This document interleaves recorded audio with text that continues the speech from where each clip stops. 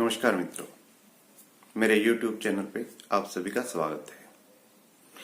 आज हरियाणा की राजनीति में एक काफी बड़ी खबर है जो कि दिल्ली में ट्रैक्टर परेड के दौरान हुए उपद्रव के कारण कोई ज्यादा स्थान नहीं घेर पाई और ना ही इसका कोई ज्यादा चर्चा हुआ राजनीतिक हलकों में।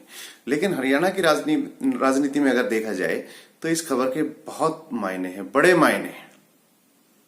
खबर ये है कि अभय सिंह चौटाला, जो कि इनेलो के महासचिव हैं राष्ट्रीय, उन्होंने आज अपने विधायक पद से इस्तीफा दे दिया है।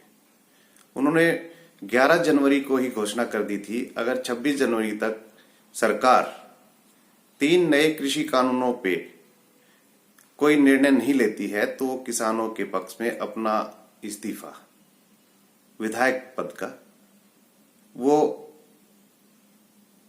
स्पीकर ज्ञानचंद अरोड़ा को सौंप देंगे। आज उन्होंने अपना इस्तीफा सौंपा और वो मंजूर कर लिया गया। अब देखिए इसके राजनीतिक मायने क्या हैं। दरअसल 17 नवंबर 2018 को अभय सिंह चौटाला के बड़े भाई अजय सिंह चौटाला ने उनसे अलग होकर नई पार्टी बना ली थी। तो उसके बाद से इनेलो की जो टीम थी वो लगभग सारी अजय सिंह चौटाला की तरफ चली गई। अभय सिंह के साथ रहा या तो बहुत पुराना कैडर था जो पार्टी का, या उनके पिताजी जो हरियाणा के पूर्व मुख्यमंत्री रहे हैं, ओम प्रकाश चौटाला। लेकिन अभय सिंह चौटाला कोई खास करिश्मा नहीं कर पाए। 2019 के जो चुनाव हुए विधानसभा के हरियाणा में, तो केवल अभय सिंह चौटाला ही अपनी सीट बचा पाने में कामयाब हुए इनेलो पार्टी है। बाकी उनकी पार्टी ने और कोई सीट नहीं जीती, जबकि उनके भतीजे ने दुष्यंत सिंह चौटाला, जो कि अजय सिंह चौटाला के बेटे हैं, उन्होंने 10 सीटें हासिल कर ली। तो एक बहुत बड़ी सफलता थी दुष्यंत चौटाला की। लेकिन आज परिस्थितियां बदल चुकी हैं। आज दुष्यंत सिंह चौटाला बीजेपी के साथ हैं, जबकि आज अभय सिंह चौटाला ने अपना इस्तीफा बीजेपी की जो नीतियां हैं, यानी जो कृषि कानून लेके आई है बीजेपी, उसके खिलाफ उन्होंने त्यागपत्र दे दिया है।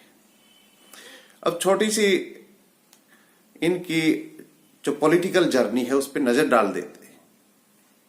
देखिए, अगर देखा जाए तो वास्तव में अभय सिंह चौटाला धरती से जुड़े नेता हैं, मैं तो ये कहना चाहूंगा, क्योंकि उन्होंने अपना सबसे पहला जो इलेक्शन लड़ा था वो गांव के पंच से लड़ा था और वो पंच बने थे चौटाला गांव में, और उसी दौरान वो उप सरपंच बनाए गए।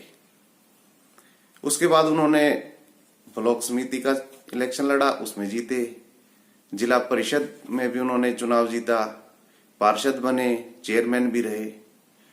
और फिर आ जाते हैं विधायकी के सफर में। तो सबसे पहले वो 2000 के इलेक्शन में, वो बाई इलेक्शन था, उपचुनाव था, उसमें रोड़ी से वो जीते थे। उसके बाद 2010 में फिर बाई इलेक्शन में वो विजयी हुए। दोनों बार उनके पिता यानी ओम प्रकाश चौटाला जी 2 सीटों पे लड़े थे और दोनों पे जीत गए थे।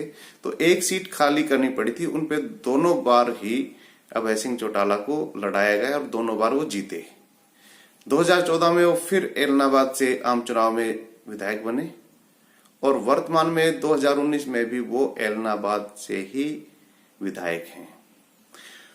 और उन्होंने 11,877 वोटों से अपने निकटतम प्रतिद्वंदी जो बीजेपी से थे उनको हराया था। अब देखते हैं कि भविष्य क्या होगा। भविष्य ये होगा, जिस तरह बीजेपी का विरोध है खासकर सिरसा वाली बेल्ट में, तो अभय सिंह चौटाला वाकई में दमदार प्रत्याशी साबित होंगे, क्योंकि 6 महीने के अंदर अंदर इलेक्शन करवाने हैं। और सबसे नाजुक जो स्थिति रहेगी वो मुझे लगता है कांग्रेस की रहेगी। क्योंकि कांग्रेस पे बड़ा दबाव रहेगा कि वो अपना उम्मीदवार अभय सिंह चौटाला के खिलाफ उतारे या ना उतारे, क्योंकि अगर वो अपना उम्मीदवार उतारती है तो लोगों में मैसेज ये जाएगा कि कांग्रेस कृषि कानूनों के पक्ष में है। क्योंकि ये जो सीट खाली हुई है ये किसी और कारण के वजह से नहीं हुई है, ये कृषि कानूनों के विरोध के कारण खाली हुई है। तो ये देखना दिलचस्प रहेगा कि कांग्रेस यहाँ पे उपचुनाव में अपना उम्मीदवार उतारती है या नहीं। और इसके साथ साथ उनके भतीजे